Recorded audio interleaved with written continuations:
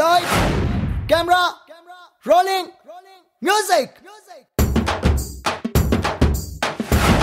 Hi అండి. Shri Lakshmi Venkateswara films banner మీద రుద్రపాటి రమణారావు నిర్మాతగా నూతన దర్శకుడు సత్యదేవ్ దర్శకత్వంలో నటసింహం యువరత్న నందమూరి బాలకృష్ణ అందాల బొమ్మలు త్రిష రాధిక ఆప్టెల కాంబినేషన్లో ఈరోజు మన ముందుకు వచ్చిన action entertainment Lion. NBK Lion. ఒకడొచ్చి నేను పులి అంటే కింద పైన మూసుకొని కూర్చోవాలి.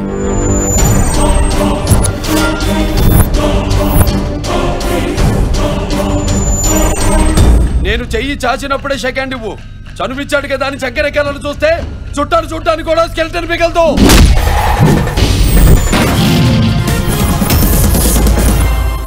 ఇక లైన్ కథ చెప్పాలి అంటే ముంబైలో ఉన్న ఒక హాస్పిటల్లో 1.5 year కోమాలో ఉండి చనిపోయాడు అనుకున్న వ్యక్తి తిరిగి బతుకుతాడు. అతనే గాడ్సే. అదే మన బాలయ్య బాబు చేసిన పాత్ర.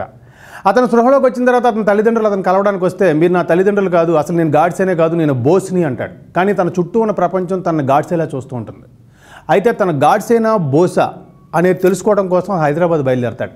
హైదరాబాద్ వెళ్ళి బోస్గా తన తల్లిదండ్రులను కలవడానికి వెళ్తే ఆ తల్లిదండ్రులు అసలు నువ్వెవరో నాకు తెలియదు అంటారు. దాంతో షాక్ గురవుతాడు. అప్పుడే జరిగిన ఓ సంఘటన వల్ల తన గతం తెలుసుకుంటాడు. అసలు ఈ గాడ్సే బోస్ వేరువేరైతే వీళ్ళిద్దరి మధ్య ఉన్న సంబంధం ఏంటి? ఒకవేళ గాడ్సే బోస్ ఇద్దరు ఒకటేనా? ఒకటే అయితే ఇప్పుడున్న ఈ పరిస్థితులు ఏంటి? ఇలాంటి విషయాలన్నింటినీ చర్చిస్తూ మనం ముందుంచిన కథేనండి ఈ లైన్ కథ. కథలో పెద్ద కొత్తదనం లేకపోయినా ఇలాంటి కథలను ఒక అద్భుతమైన స్క్రీన్ ప్లేతో మనం ముందు ఉంచాలండి. అందులో బాలయ్య బాబు లాంటి పెద్ద హీరోతో ఈ సినిమా డీల్ చేస్తున్నప్పుడు అద్భుతమైన స్క్రీన్ ప్లేతోటే మన ముందుకు రావాలి. అయితే ఈ నూతన దర్శకుడు ఈ కథని ఓ సాధారణ స్క్రీన్ ప్లేతోటే మనం ముందు ఉంచారండి.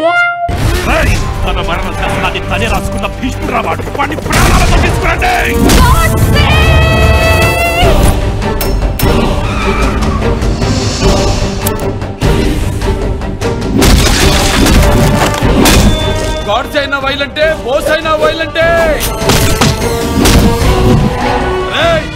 ఆటని వేటగా మార్చడానికి నాకు 6 సెకండ్ చాలు.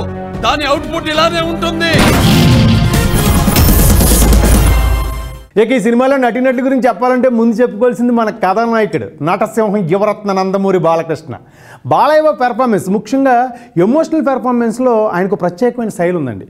ఇందులో ఇప్పుడు మన గాడ్సే పాత్ర కానివ్వండి, అటు బోస్ పాత్ర కానివ్వండి, రెండింటికి వేరియేషన్ అద్భుతంగా చూపించారు. రెండు పాత్రలోని బాలయ్య, రెండు పాత్రలోని బాలయ్యనా, వేరే బాలయ్యలు ఉన్నారు అన్నట్టుగా ఆ వేరియేషన్ చూపించి అద్భుతమైన పర్ఫార్మెన్స్ చేశారు. అలాగే ఇక హీరోయిన్ గురించి చెప్పాలంటే త్రిష అండ్ రాధిక ఆప్టే. ముందుగా త్రిష గురించి చెప్పాలి అంటే బాలయ్య బాబుతో ఫస్ట్ టైం చేయబట్టేమో మంచి హుషారుగా అద్భుతంగా చేసిందండి. అలాగే రాధిక ఆప్టే తనకిచ్చిన పాత్రలో ఒదిగిపోయి నటించింది. ఇక మిగతా పాత్రలో మరి ప్రకాష్ రాజ్ గారు, ఆయనకి ఈ పాత్ర కొంచెం రొటీన్గానే అనిపించింది. అలీ గారు నవ్వించడానికి ఒక మంచి ప్రయత్నం చేశారు. అలాగే మన ఎంఎస్ నారాయణ గారు ఈ సినిమాలకు కనిపించినందుకు అందరూ ఆనందించారు.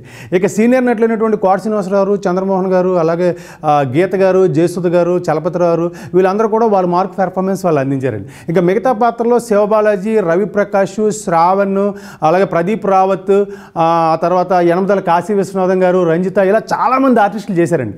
ఎంతమంది చేసినా కూడా ఇది బాలయ్య 1 man షో. ఎందుకంటే ఆయన పెర్ఫార్మెన్సే ఈ సినిమాకి శ్రీరామ రక్ష.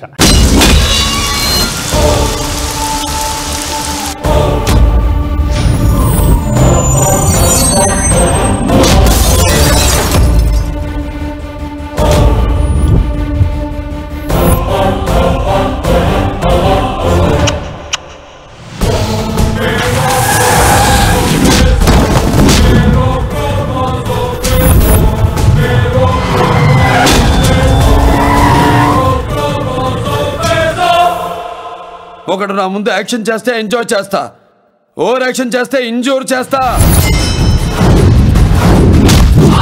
ఈ లైన్ ముందు ఎవడైనా లైన్ దాటితే తలరాత ఆగిపోద్ది, తలకాయ పేలిపోద్ది.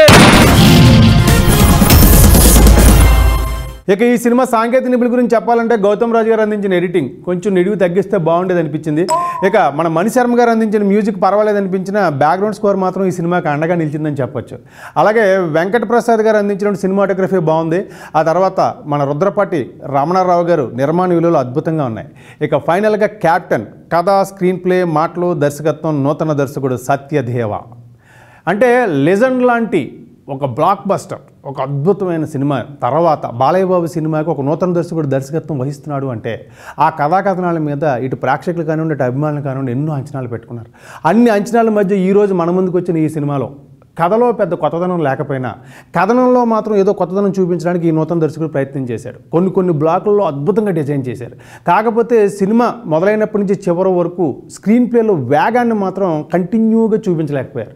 అయితే భవిష్యత్తులో ఆయన చేయబోయే సినిమాల్లో ఆ వేగం తగ్గకుండా రూపొందించే అవసరం ఎంతైనా ఉంది. మరి ఈ నూతన దర్శకుడికి మరిన్ని మంచి విజయాలు రావాలి, మరిన్ని మంచి సినిమాలు తీయాలని కోరుకుంటూ, అలాగే ప్రేక్షకుల కోసం అటు అభిమానుల కోసం ఎప్పుడు కూడా తన మార్క్ ఎంటర్టైన్మెంట్ ఇవ్వడానికి అలా సింహంలో నిలబడే మన నటసింహం నందమూరి బాలయ్య ఈసారి కూడా ప్రేక్షకుల కోసం అభిమానుల కోసం ఈ సినిమాలో ఆయన అలరించారు. అద్భుతంగా ఆయన నుంచి మనం కోరుకునే ఎలిమెంట్స్ అన్నీ కూడా ఆయన మన ముందు ఉంచారు. మరి భవిష్యత్తులో లెజెండ్ లాంటి ఒక అద్భుతమైన అపురూపమైన విజయంతో బాలయ్య బాబు మళ్ళీ మన ముందుకు రావాలని కోరుకుంటూ, మరి నగరంలో విడుదలైన మిగతా సినిమాలు చూడాలి కాబట్టి నేను వెళ్ళొచ్చేస్తానండి. అప్పుడు దాకా మన ఎన్బీకే లైన్ చూసి మీరు ఎంజాయ్ చేయండి. ఉంటానండి, మీ ఎర్రబాబు.